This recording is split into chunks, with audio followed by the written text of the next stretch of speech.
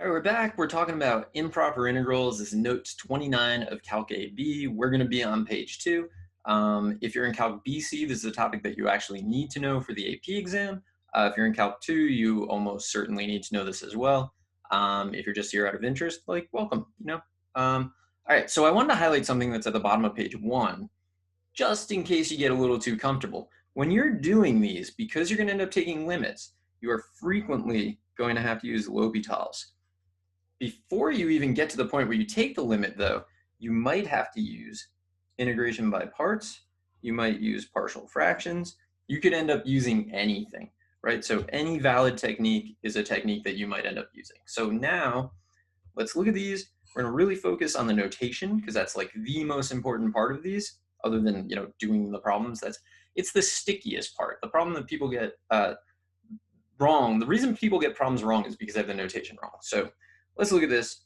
Our integrand is 1 over root x. So where does 1 over root x have a problem? It has a problem at 0 because you cannot divide by 0. So our interval is from 0 to 1. Our problem, though, is at 0, which means we're going to have to approach from this direction. So let's write a limit that makes that happen. So it's going to be the limit as, so it's the lower bound, so I'm going to use a because I like to think of it as the integral from a to b. The limit as a approaches 0. What's the only way that you can approach 0 here? It's from the right.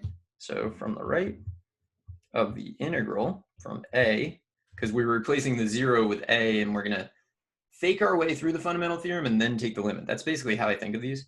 To 1, I like to make it x to the negative 1/2 dx.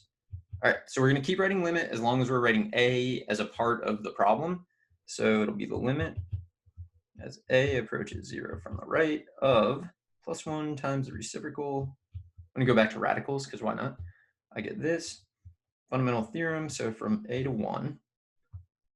And now we're going to use the fundamental theorem. Limit as a approaches 0 from the right of, okay. So when I plug in 1, there's not really a problem. I don't really technically need it to be inside the limit, but it doesn't hurt to have it in the limit, so I'm just going to leave it. So it's going to be 2 radical 1, so 2, minus, when I plug in a, just get 2 root a, whatever, you just go with it. Now we're going to take the limit. So what is the limit of this thing? Limit as a approaches 0 from the right of 2 is just 2, and then 2 root a goes to 0, so 2. Our final answer is 2. So this integral converges to 2. The value of the integral is 2. So this is a convergent improper integral. It's improper because of the 0 in the denominator that was caused by x equals 0. How do you approach it? Approach it from the right. So you take a limit, get your answer. Nice. Should we check it? Probably. So let's do that. I would encourage you to check all of these. It's like you have the calculator, like just do it. So let's see. It'll be the integral. So the calculator is really smart about these and can just do them. So square root of x, 0 to 1, 2. All right, we nailed it. All right, let's take a look at the next problem and see what the issue is. So like when you go into these, it's like you're like an integral therapist. You're like, what is your issue? Like, tell me what's going wrong. So here, the integrand is dividing by 0 is like a huge problem in math. I don't know if you picked up on that.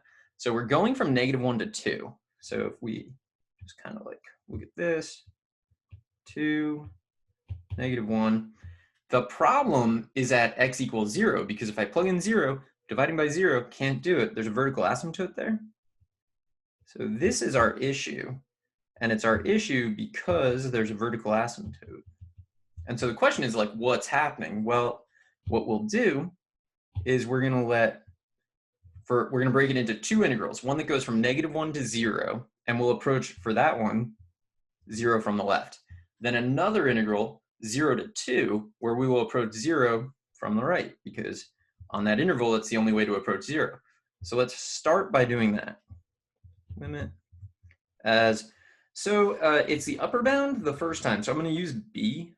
Limit as b approaches 0 from the left, the only way I could. The integral from -1 to b of x to the -3rd dx.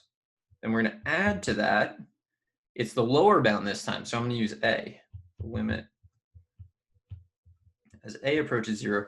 There's only one way to approach 0 on this interval. So the first interval we approached from the left because we were going from -1 to 0.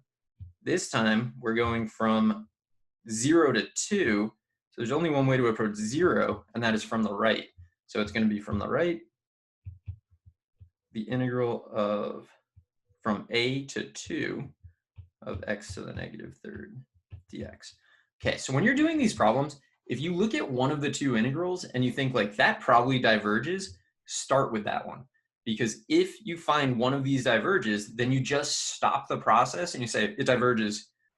It's kind of like being disqualified for some reason. Like, oop, you're out. Like, it doesn't even matter what the rest of it is.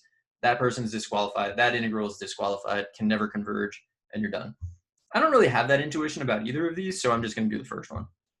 So let's take a look. The limit as b approaches 0 from the left, integral of -1 to b, x to the -3rd dx. So I'm going to like completely do this problem. Limit as b approaches 0 from the left, +1 times the reciprocal, -1/2 x to the -2. Fundamental theorem from -1 to b. Okay, now use the fundamental theorem, so still limit as b approaches 0 from the left of, I like to drop this down into the denominator so that it's more obvious that dividing by 0 is like a fatal flaw. So I'm going to make it -1 over 2b squared. And then when I plug in -1 and I square it, I get +1, so it's minus -1/2, so plus 1/2.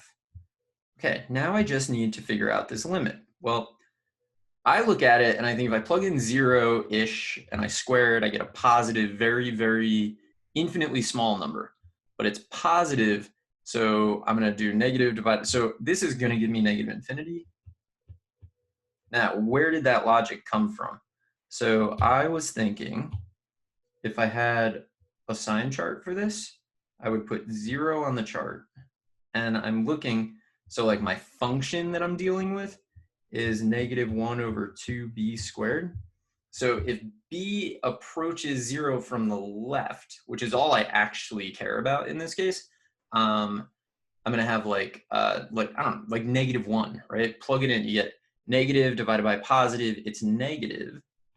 I already knew it was a vertical asymptote, right? Because you can't divide by 0. So I now know that what's happening on this function, if I were to kind of graph it, is it's doing, well, I wouldn't do that. I would have this, it's going like this, right? So that's where I got -infinity. Now I'm done with the problem because I didn't get a finite number, so I just stop. So this tells me, so we'll say, since the limit as b, you know what, let's just say, yeah, let's do it. But b approaches 0 from the left, of -1 to b, of x to the -3rd dx diverges. We don't even do the other part. We're done. The whole original thing diverges. -1 to 2 of x to the -3rd dx diverges.